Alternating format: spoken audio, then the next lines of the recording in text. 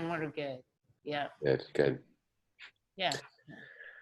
So, Guerrilla Insurgency. That's the name of your channel, huh? That is my channel. Yes, it is. This is your channel. Do you have an idea for a way you would want to start a video, a way you want to like get people into it? Right? Just like welcome to the Guerrilla Insurgency. Okay. Like that. All right. Well, I'm going to play the journalist and say, what's the Guerrilla Insurgency, Chris? Well, that is a good question. Well, basically it's a page. I've been wanting to do a vlog/blog for a while. I've had like an email set up for it and had like a YouTube page. So I hadn't put anything on it. No videos really, not anything. And so anyways, I just felt like doing it. And I know some things are just interesting for people to know about me since I have a disability and I have kind of a unique perspective. But also, I don't know, I think, if there's a way I can help people, that would be great.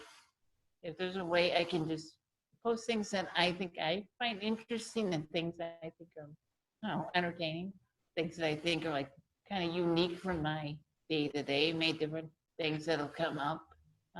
That's all kind of what I want to incorporate as well.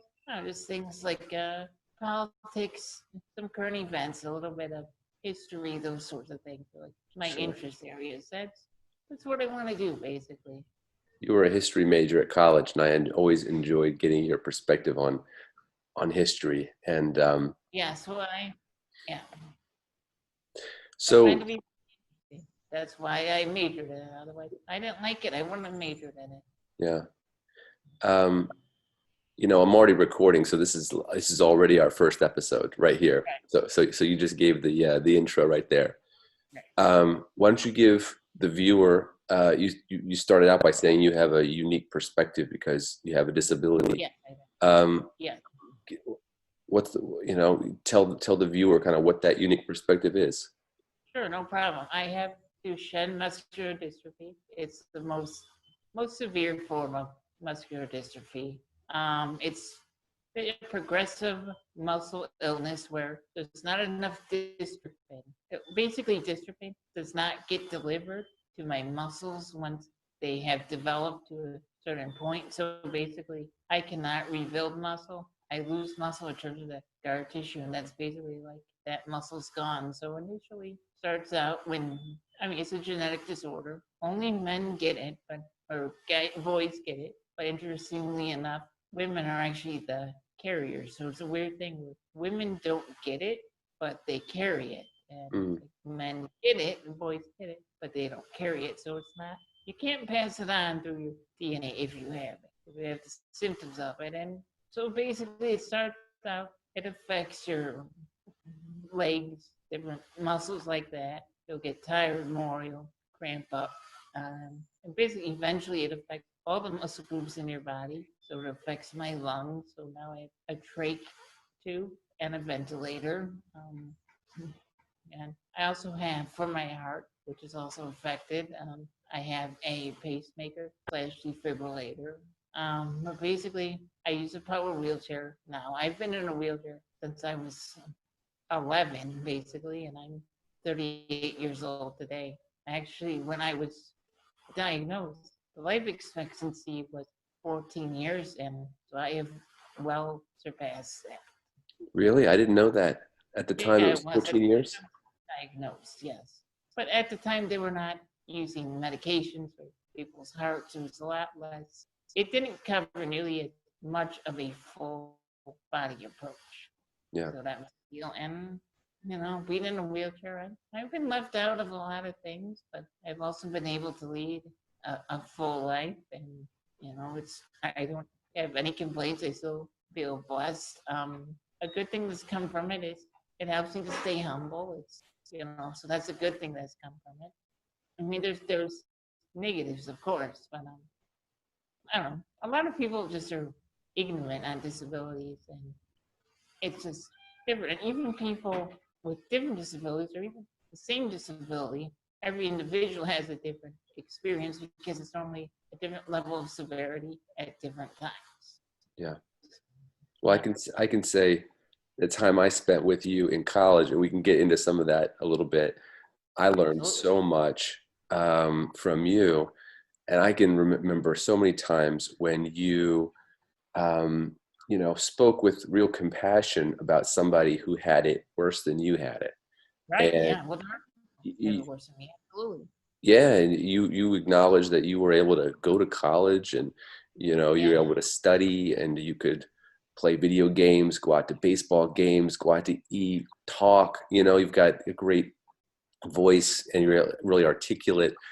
And I just remember how aware you were of other people's Right. struggles, Sure.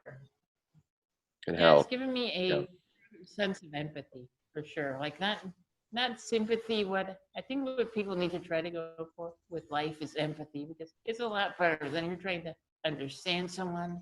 Sympathy is almost like you feel sorry for someone, and a lot of things in my life, I don't need someone to feel sorry for me. I mean, if they do, if they express sympathies of empathy, I'm not going to be mad at them. I know that their heart's probably in the right place. They just don't necessarily have a lot of experience with it, and so I always try to go from an empathetic perspective, not a sympathetic yeah perspective, because sympathy, you're not really put yourself in their shoes, and empathy, I feel like you try to do that.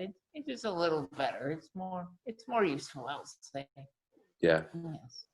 yeah. One of the things I remember about our time together was that if you came across a parent and child, um, oftentimes you preferred talking to the child, even if they were very blunt. um, Absolutely. like maybe the parent was acting with sympathy and the child was acting with curiosity, and that Yes. that was better for you, it seemed. I agree. Yeah. Yeah, curiosity is better because there's nothing bad about curiosity. And not that there's anything bad about sympathy. It's just me has a bit of the wrong approach towards people. Because, yeah, kids are curious enough until I'll say, just to give a rough number, up until 12, I don't care. Kids stare at me, whatever. They're kids. They don't know things. But when I see, like, full adults, or when you're definitely over 18, or even kind of 14, 16 in there, it's like, what are you staring at me for? Like, I'm not going to let that intimidate me. It doesn't. It's just not the best approach. I don't know. And I can see maybe they haven't been around people in wheelchairs. Maybe they haven't been exposed to a lot of different people in general. And I don't necessarily blame them for it, but it's a lot easier for me to understand a kid having questions than for someone that's pretty close to adulthood or definitely well into it doing that. Yeah, I'd rather have someone ask me a question, even if they feel like it's a dumb question, because honestly, I think a lot of people think they'll offend people in wheelchairs, but they really won't, or people with disabilities or different situations, whatever it may be. Man, some from different countries, from different racial background, someone with a different disease, who knows what. And I think people would much rather have questions asked than have people assume things about them. yeah. What is something that you think people assume about you that is incorrect? Well, a couple things. I think they assume I can't really go to places. That's one thing. And most places, these public places I can go to, fine. There's normally a way when, to do it. Yeah. when we're not in the middle of a pandemic. Right. Not in the middle of a pandemic. Absolutely. I don't want to go anywhere right now. Me neither. Yes. Virus. What I mean, it's bad for perfectly healthy people, but when I have a compromised uh, pulmonary system and low heart function, it's more of a risk. I really feel like there's a pretty strong case. If I got coronavirus, I wouldn't be around unless God performed a miracle at me. So, and He could, and I think He's done it before, but I don't want to test Him because it's just like no, but I don't want to take that risk. Like if I get in a bad situation and it happens, great, but I don't want to be in that. So yeah, but I mean, I think people assume a lot of things just because I have a physical disability that I have a mental disability, and that's it. Muscular dystrophy does not affect your brain at all, or your mental capability. I know some diseases do. I know sometimes, for example, spina bifida has a whole different level of things. Sometimes it affects people's intelligence. Sometimes it just doesn't. Now, obviously, Dan Ellman, who uses a manual wheelchair, he had spina bifida. He's intelligent. He went to Northwestern, and I he thought was you were, fine. Chris, I thought you were gonna about to do a long-winded dig on Dan Ellman. I could, but he, I thought the whole point of that whole thing was just to say that people with people like Dan Ellman have mental disabilities. no. He just has he has very long arms, and he's kind of chimp-like, just in his a bit in his appearance, and that's all. But I've always, I've always no, and enjoyed, I've always enjoyed his watching teams you. are doing. I've always enjoyed watching you and Dan give each other a hard time. Oh yeah, we're good at that, and our sports teams are rivals. And, we just we have the whole disability wheelchair thing in common. Even though he's using the manual wheelchair, he can transfer himself, all that stuff. And I kind of sit in this all day, but yeah, How it is was well yeah? with him having all those Detroit teams when sports were going on. Especially last year, man, he had a rough year. I tell you what, for sports, professional sports, it was bad news. Mm. The Detroit area. Not that Chicago was great either, but So I Chris, don't know. Chris, you brought up that you are 38 years old, which I am Yep, too. Did you know you and I met 19 years ago? that's not the case. That's yeah, 2001. We met yeah, in September of 2001, not long after September 11th, that is true. Yes, it prob- is. probably within a couple of weeks. Did you know that? Do you remember where you and I met? Yeah, I think so. Yes. Where? I feel like, did we meet at McDonald's? Is that what That's we right. did? That's right. Yeah, We we met at met at a McDonald's. McDonald's. Yeah, and which is that McDonald's is no longer there. But yeah, I remember. Yeah. Did you know that the month prior to me getting the job working with you, I was homeless. Were you? I I did not was know. I was sleeping on people's couches looking for a Oh job yeah, I that did know would that. help me Yeah. have a You place would to live. mention that. Right. Yeah, you're sitting couches. Yeah, And so you were. I was praying for a job that wasn't just a job that would come with a place to stay. Yeah. And so when I read about the opportunity of being with you and being your helper, it was a total gift from God. And because it was before I had a cell phone, I had to call you. I had to call the number in the classifieds, and I had to give the number.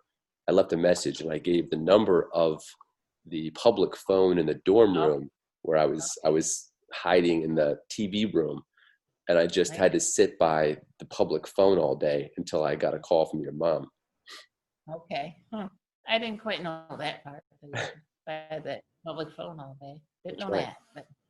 But you do what you gotta do, and hopefully God provides. And, normally people there's adversity and there's tough times, but normally people persevere. They get through it. That's what happens. And, it's like there's nothing wrong in being in those situations. Like, yeah.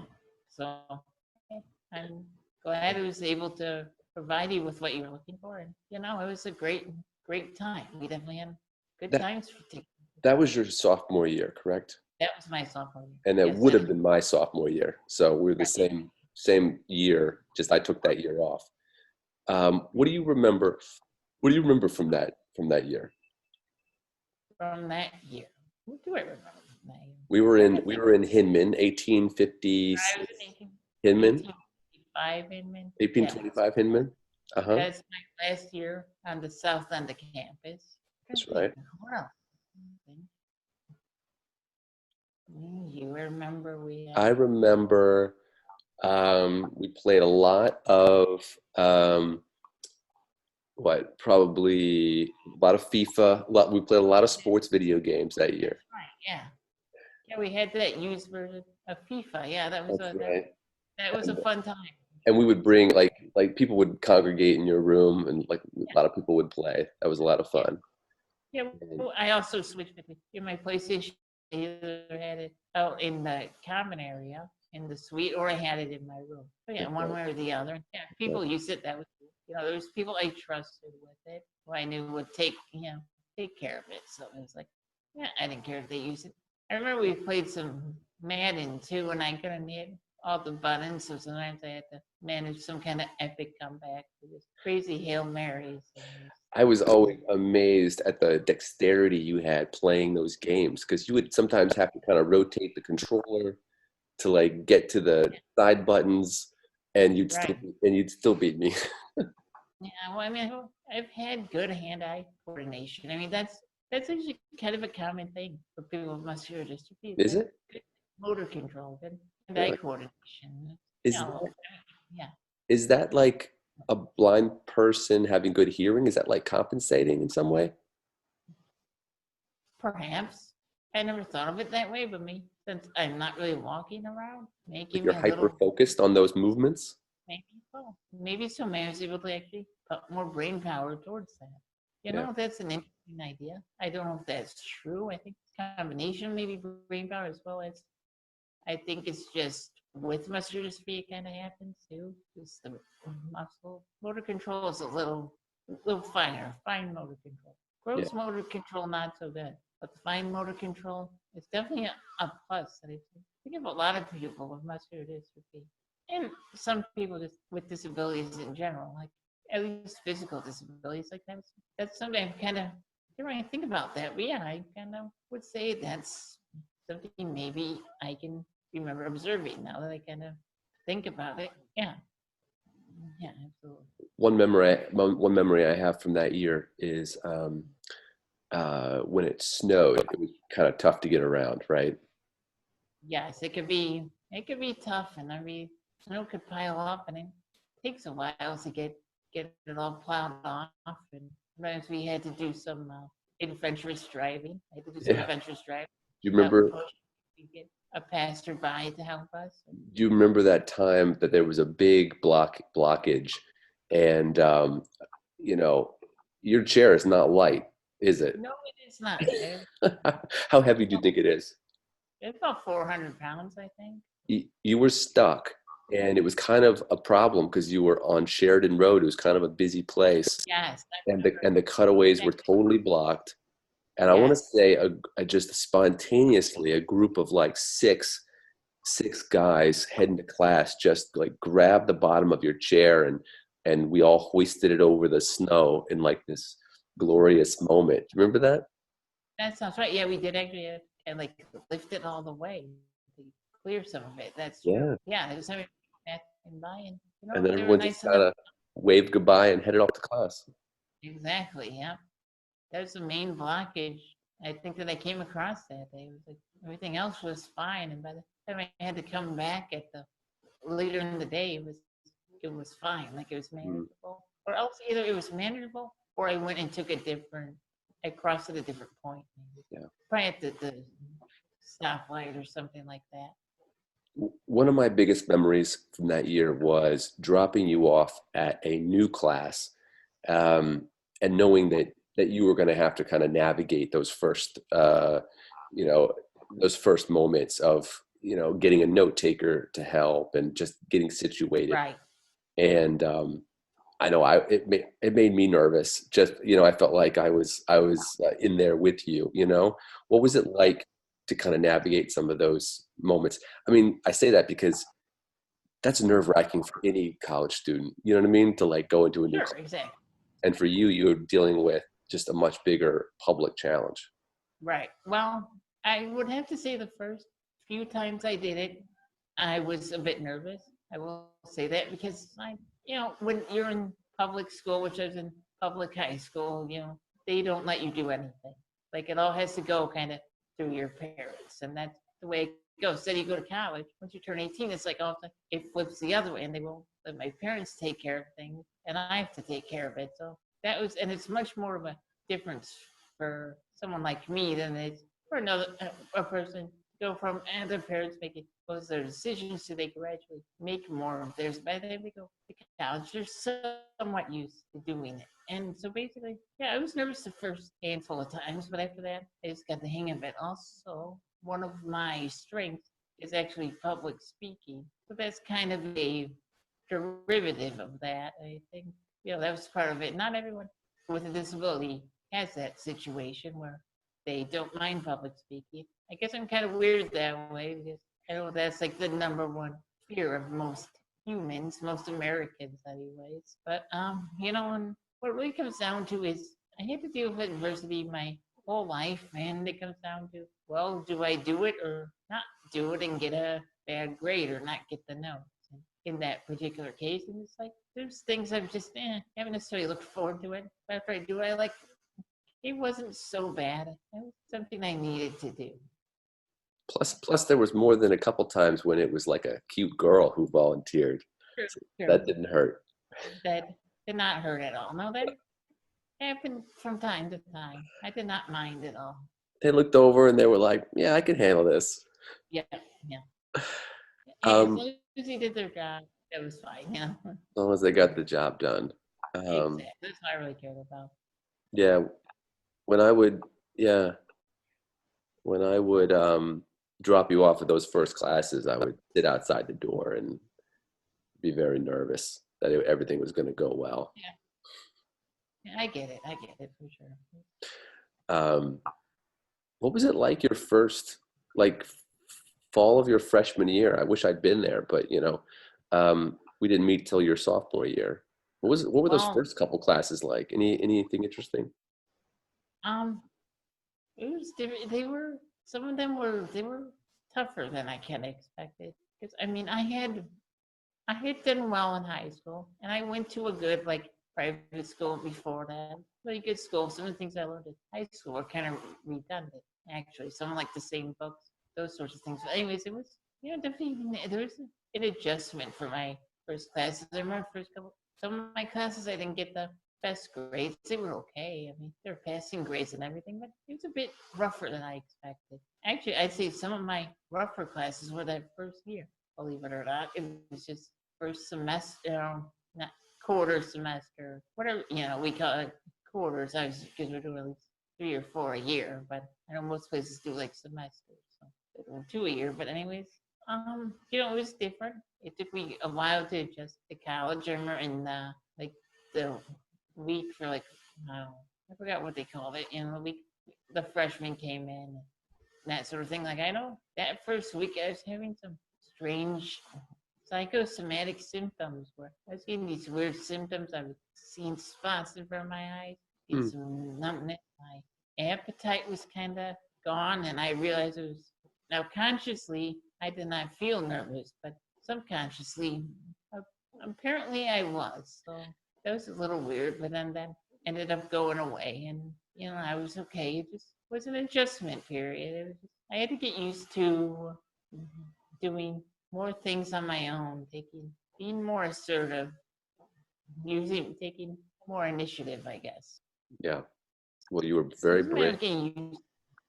You were very brave to do it. I can only imagine what your mom was thinking. You said that in high Oh school. man, she she was nervous. She was A nervous quite nervous. wreck.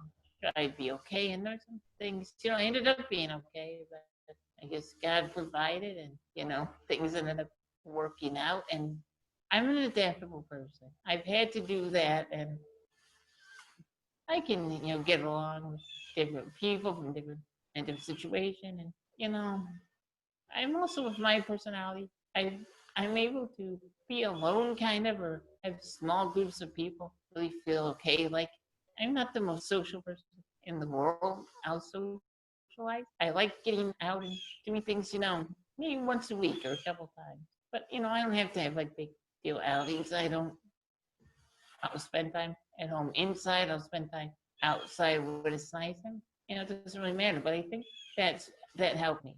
It just allows me to cope with different situations. Yeah. Yeah. Well, I'm sure your mom was an anxious wreck when you left for college, but she is It was an a amazing mom, and she's a big reason why you are healthy and happy and 38, right? right. Well, I have to say, like, my sophomore year when you first started working for me, and the other times you worked for me, that really helped. And my mom was glad that you were on board because you really made her feel comfortable because she knew I'd be well looked after and that you'd take care of me, that, we had a good relationship. And, it really helped her too. It saved her a lot of aggravation, a lot of sleepless nights. Definitely.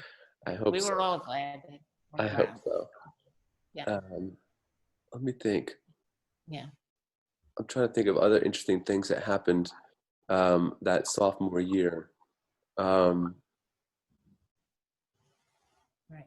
there was a couple times when you had classes that were nearby classes that I wish that I'd gotten to take, and they were Okay. in big lecture halls, and so I would like sneak into the back and just like sneak into classes when Hey, you were why in not?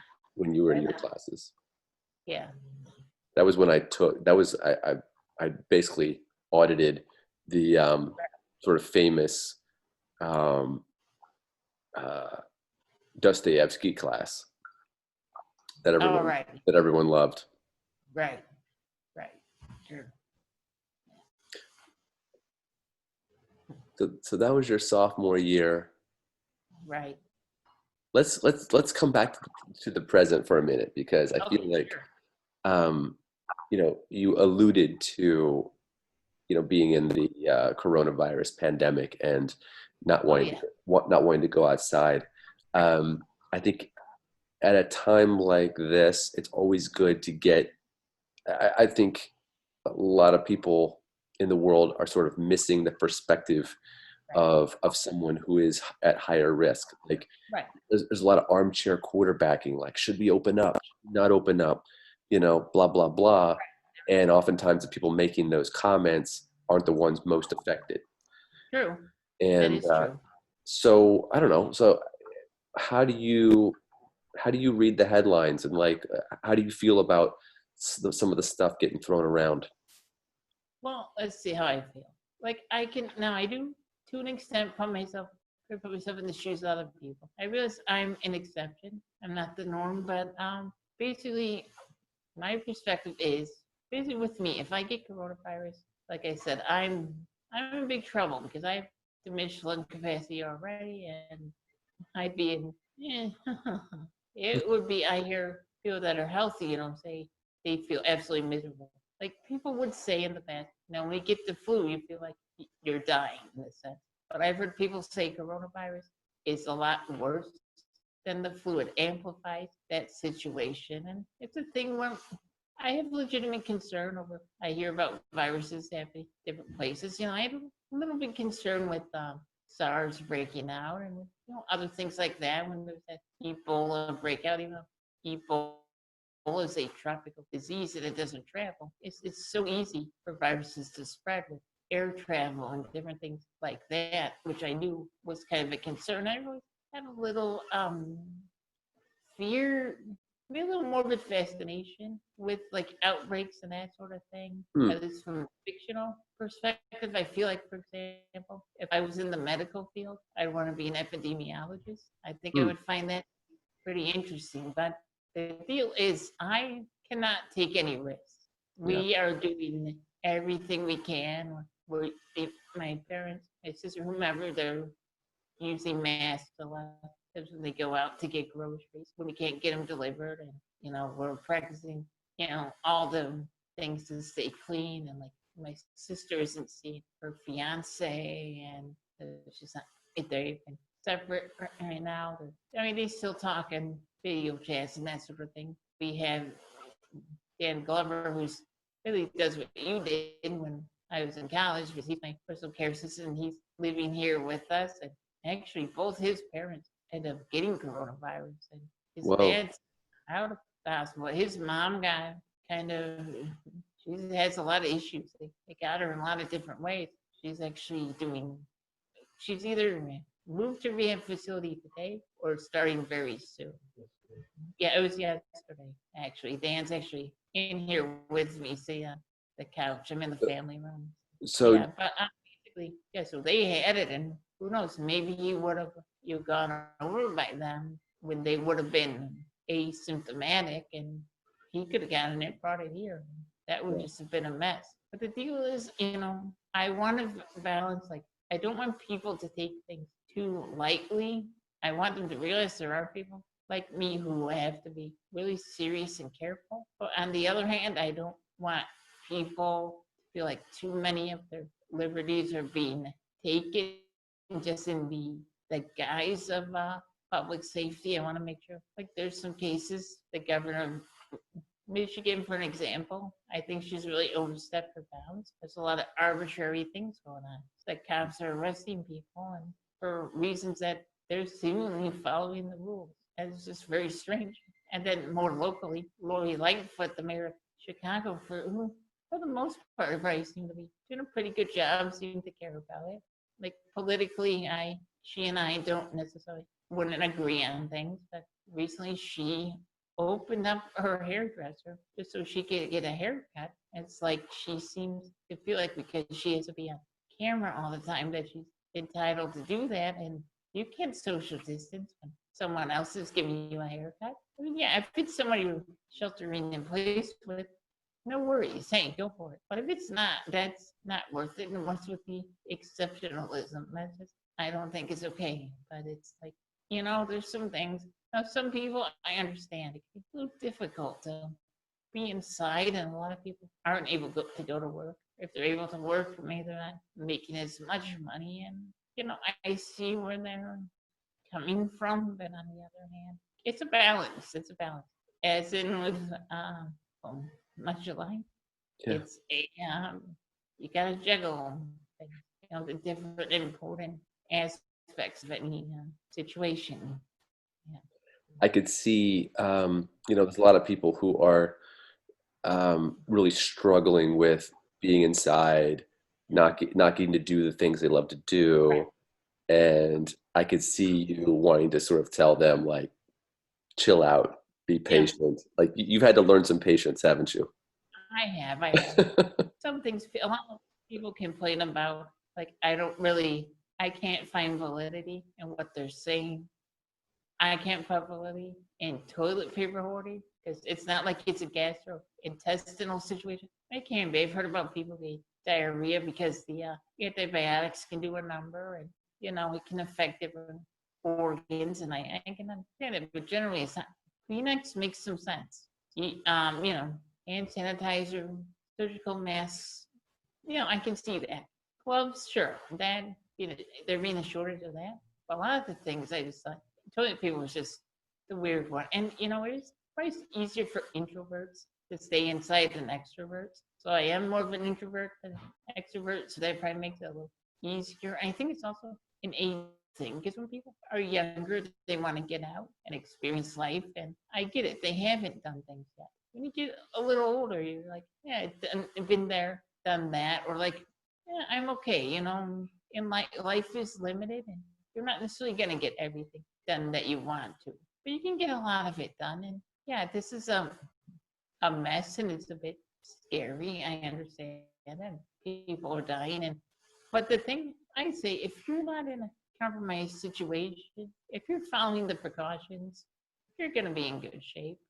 Just follow the guidelines for the most part. And, there is something to be said. Now, I'm not going to tell people to listen to the government, but people have to somewhat discern as to what is logical, what's helpful, and what's kind of a problem, or what's just over the top and paranoid. And, we all have that responsibility to ourselves and to the people around us to do that. Like, if someone relies on the government to make all their decisions, they're a fool. I mean, that's really the deal. If you trust the government outright, I think you've got some screws loose. Like, it's the government.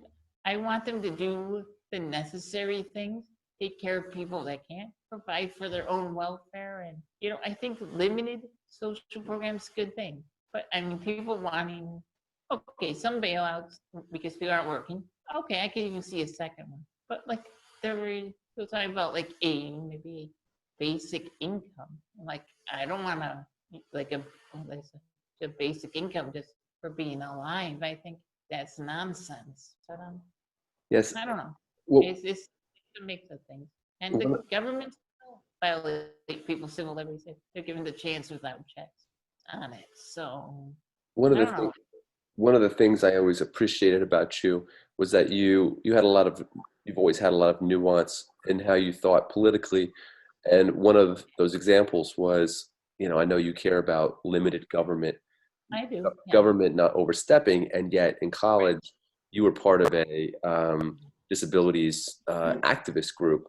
that was really calling on regulation that would, favor accessibility. And Right, so you had to wrestle with the duality of that, or you know, right, just the interplay of limited government, and yet there is a role. There right, are important things here. right. Well, like I'll give you an example. Like the Americans with Disabilities Act, like that was a great thing and it's good. And it does not, older, at least for a while, I know older buildings were kind of grandfathered in, or people in running places there. They didn't have to change everything. But I think with new buildings to be accessible and for people to make reasonable accommodations are both really good things, and they were things that needed to happen.